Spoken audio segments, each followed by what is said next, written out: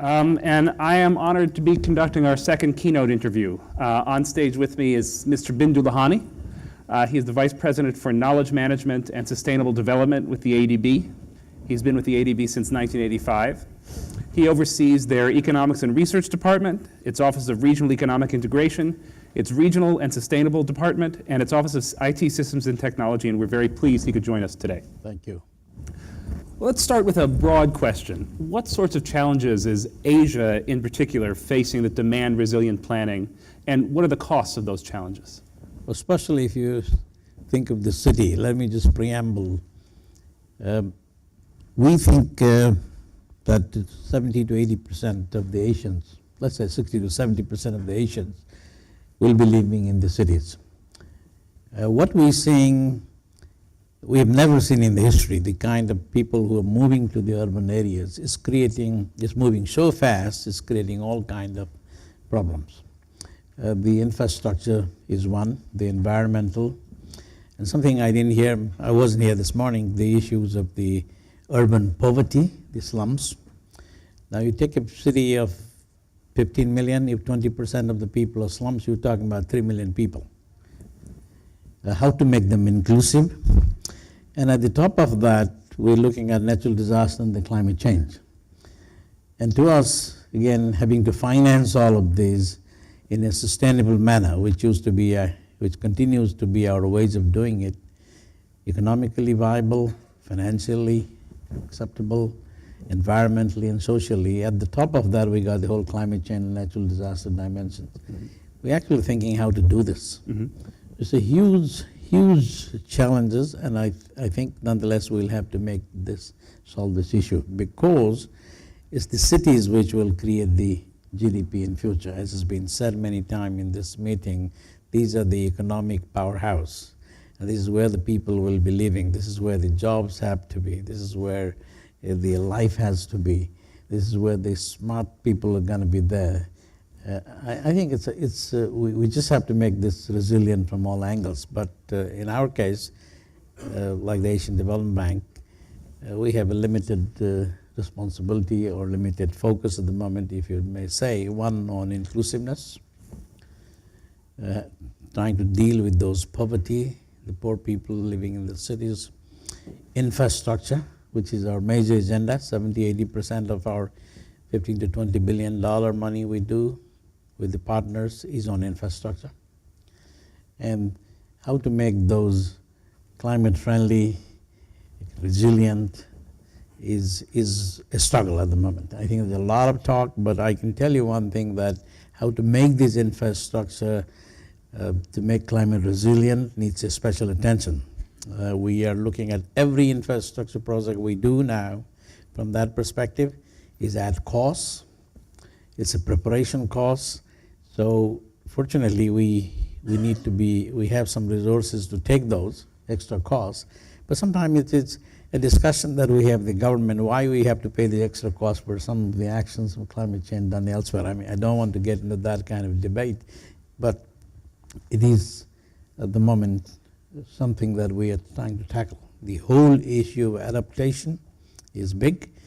If you tell me, do we have enough projects? Do we know on how to do it on every case? The answer is no.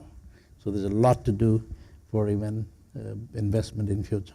And let's drill down a little bit on that. You're not a government. You're a lending organization. How do you see your role in encouraging resilience, especially encouraging national governments to adopt resilient planning? Well, in our case, as I said, everything we do has to be sustainable, economically, financially, socially, and environmental, now climate friendly. That is one of our major dialogue with the government, and I don't think we have problems. Sometimes the problem is we ourselves don't know enough how to do this adaptation work right on the ground. Now, it's easy to say when you read the global report, you read the IPCC report, global report, it says 1/3 of a country will be flooded. Why? Because if I got to go and make an investment on the ground, I need to know exactly what does that mean. And then you run out of the data, you run out of the information, and you need to do all of those upfront work, which is completely missing. So to me, there's not enough such work available at the moment for someone to take a risk and do the investment. Now, I'm not even talking about the private sector. Just the public sector lending is becoming so difficult, but we must do it. So there's a problem with data from your perspective. Basically, understanding at the local level, which is vulnerable, how vulnerable it is. Let me give you an example. And it's a real example that we have to tackle every day. I'm going to build a road in the coastal area. Now I need to know what's going to be the impact of the climate change on that. First, I need to know what's going to happen to the rainfall pattern. Will the sea level rise? So you can do all kind of quantitative analysis and come out and say there's a likelihood about 65% it may happen. So what do you do now? Do you invest on that or do you not? It's just like taking a health insurance. But if it's 90%, it's very easy. If it's 50%, can I defer this by next 10 years? So these are the kind of questions we're dealing. Give me another example, real world, which we just finished it. We had to do a hydropower plant. In the past, we didn't look at those climate impacts. Now we have to see what will happen to the rainfall pattern change, if at all there is. And if you find that there will be a change in the rainfall pattern, so you may need to put a bigger catchment, or the height of the dam may be bigger, and that will have extra costs to be involved. Understanding those levels of detail, first is difficult. We're beginning to understand more, but more importantly, finding additional resources for that is becoming even more important. So where are you looking to find those resources? Well, first, we're very happy we have donors. We ourselves we're a development bank, so if we make some money, we put it back for those purposes.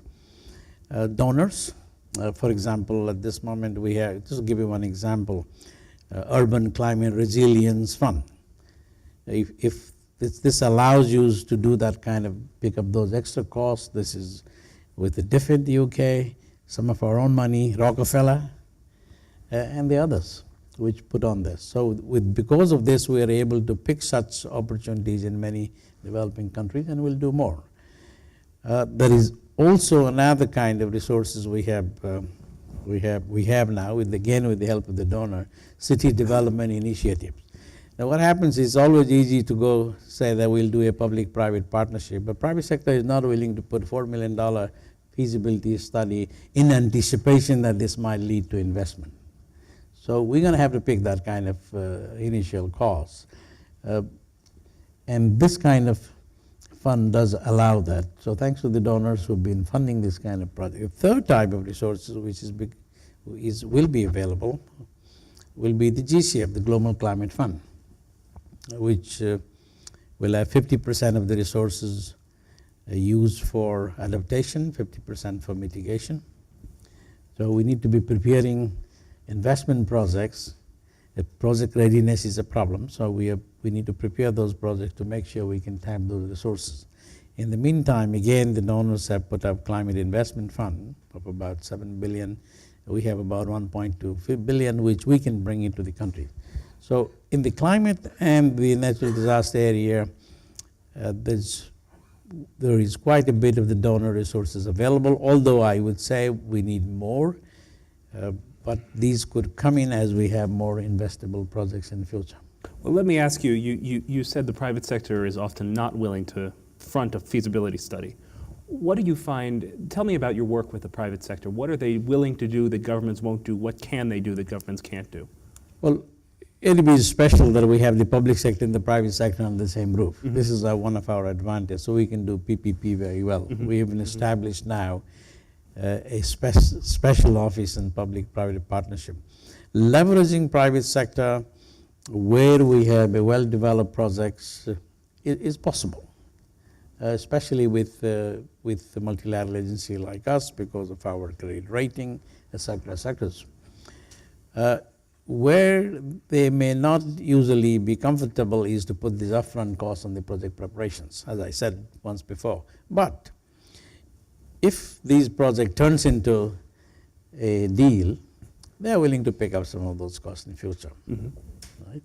Our public-private partnership role, we do about 15% of our total investment now through the private sector. Our wish is by 2020, we may have 50% of our investment in private sector development. both through private sector operations, PPP, as well as some sovereign lending, which will help the private sector development. So without leveraging that kind of resources, it's impossible. Like in the previous session, people were talking about infrastructure. Our estimate, we have done a study which says for the next 10 years, you may need about $8 trillion for infrastructure. Okay, it could be 8, 10, 6, but it's a huge number. Nobody has that kind of money. How to make these infrastructure which will be developed in Asia resilient is, in my opinion, is a big win already. And this is where we should focus quite a bit. And we're determined to do that. As I said, we screen every project now from that criteria. What is more difficult is the existing infrastructure today, which may be subject to climate or natural disaster. So what do you do with that? Where do you find resources for that? And how do you, those are more difficult. The pipelines already under the ground, the gas lines already under the coastal road, which have been already built. Those are additional type of work where I think not enough attention has been paid at the moment.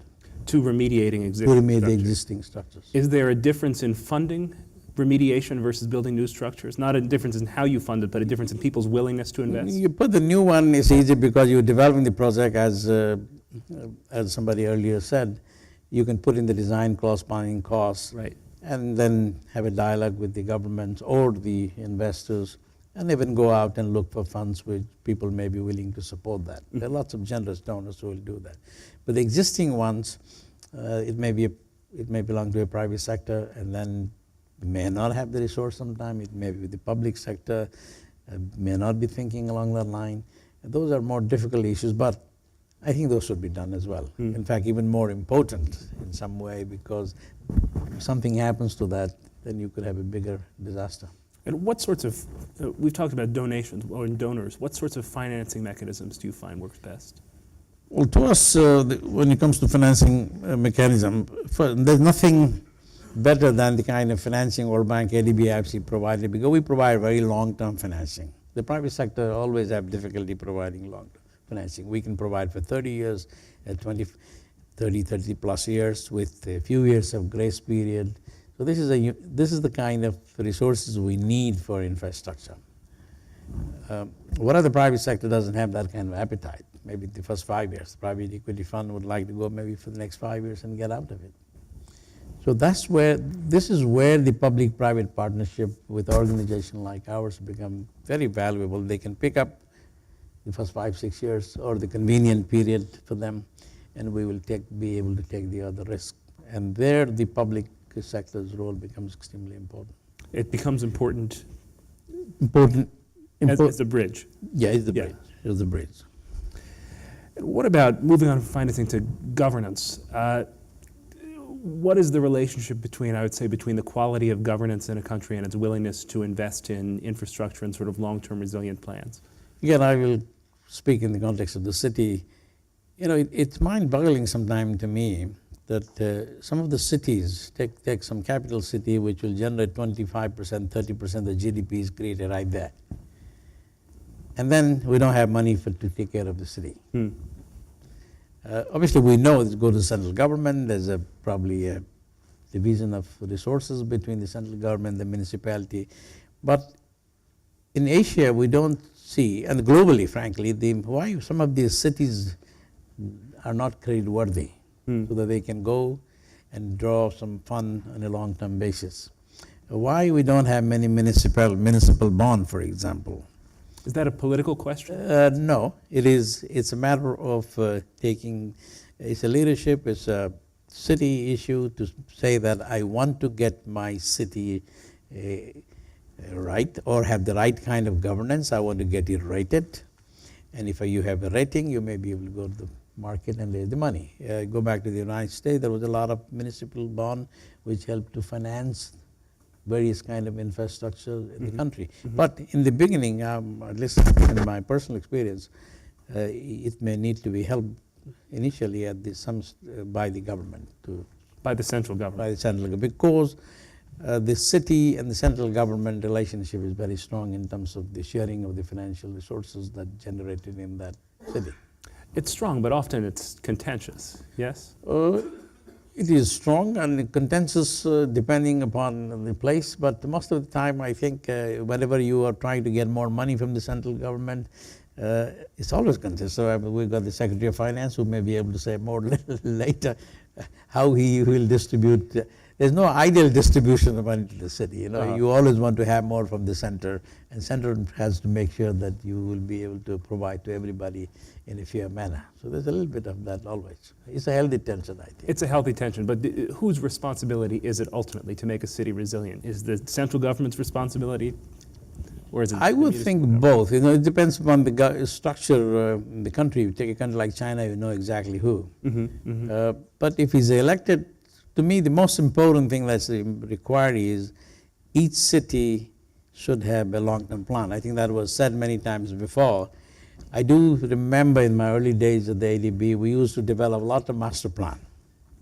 And we used to have master plans, so everything we built in, whether a road here or a transport here or a water supply here, it fitted into the puzzle, right? And those master plans get changed very often, sometimes regrettably, as the mayors change. And what was designed as a flood zone, and there's nothing wrong. Many of the cities used in the past designed this as a flood zone so that the other area will not be flooded. Now the flood zone suddenly gets filled up and becomes real estate. No wonder you'll have flood somewhere, right?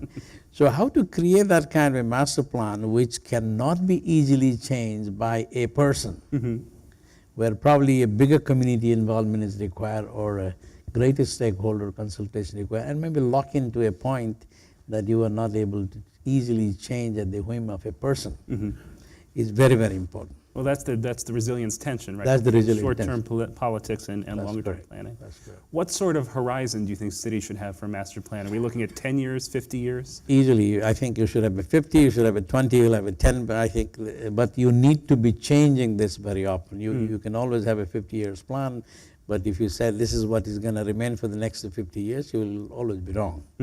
So certainly 10, 20 years plan is very minimum, I think 20 years. But you have to keep on updating regularly, again, not because of an individual person or which, but because of the consultation as required, so that this plan is good for the whole city and for the whole stakeholders, citizens, government, people, you name it. We only have 4.5 minutes, and before I get you off the stage, I'd like to get you into some trouble. So I'd like to ask, what cities do you think do this particularly well in Asia? I'll ask badly next, but let's start with frankly, to me,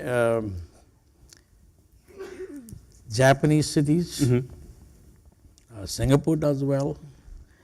I don't know enough. I've not looked at the Hong Kong plan very much, but I think some of the Japanese cities, I've looked at it very closely, like Yokohama. I remember it used to be a port city. Now it's become such a different city over a period of time. In my own lifetime, I've seen that change from one where there used to be fuming, pollution, etc., to you go to Yokohama today. And there are a few others that you can find in Korea, China. I think these are some of the ones we have funded components. We know it, but I can't think beyond that really at the moment. And these are all countries with strong functional central governments. That's one. But more importantly, this is where they have a plan and they really want to fund it, stick to it, and they have a commitment to make the city into a livable city. And now, they didn't think about the resilient city. If you talk about 20, 30 years ago, there was nothing like a resilient city. People were thinking about a livable city.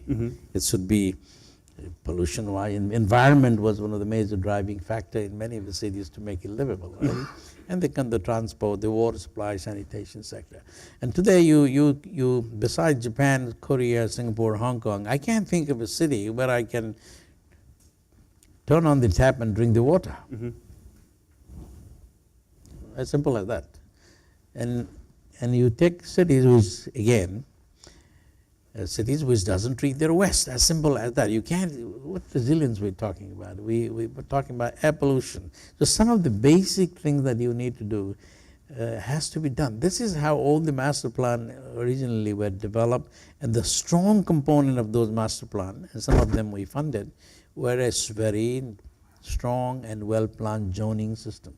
You can do this here, you can't do that here. and let not the mayor come and say Green Park turn into a mall or something. Right. This is what happened in many of the cities.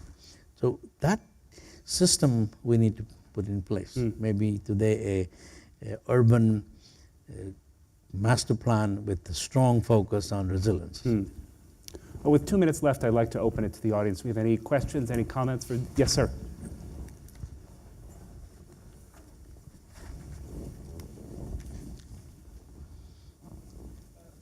You mentioned about the additional cost of introducing resilient design. You gave the example of increasing the dam's wall, for example.